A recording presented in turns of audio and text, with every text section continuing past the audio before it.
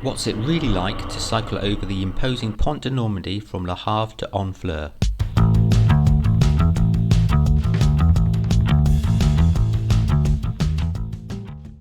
If you are cycling the Velo Maritime route, then at some point you will have to cross one of Europe's largest bridges, the Pont de Normandie, between Le Havre and Honfleur, or vice versa if you're travelling from west to east.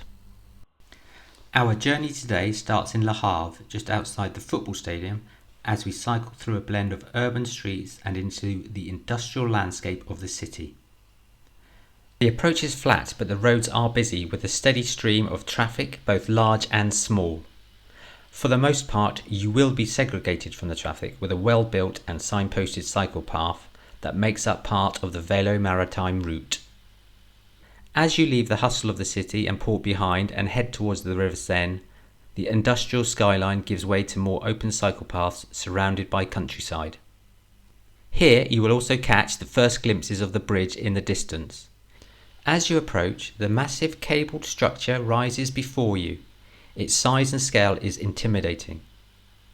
The bridge feels like a gateway to another country, marking the next stage of your journey. Cycling across the Pont de Normandie is both a thrilling and challenging experience. You can feel the energy of the bridge, even on a relatively calm day, the wind picking up as it rushes through the cables, and the traffic intensifying as it funnels and streams onto the bridge. This massive cable-stayed bridge, spanning over 2 kilometres, offers breathtaking views on the Seine estuary, but comes with its own set of challenges. As you begin the ascent, you'll notice the steady incline, which can be daunting, especially if the wind is strong, a frequent occurrence in this region. The highest point of the road reaches 66 metres, so you'll feel the climb in your legs, but the panoramic view from the top, if you can brave to stop, is truly rewarding. The smooth-surfaced dedicated bike lane is very narrow. In reality, it provides little security, and you will have to share it with a rare pedestrian or two. You'll still be very close to large, fast-moving traffic, which can be intimidating. Trucks and cars speed by at high speeds, causing gusts of winds to suck at your wheels, and this, combined with the natural crosswinds, makes you feel unstable. Exiting the Pont de Normandie is a relief, and your heart rate can slow down a little as you contemplate what you have just completed.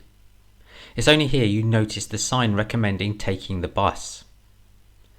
However, by this point it's too late. There is nothing left to do but follow the green cycle signs to Honfleur.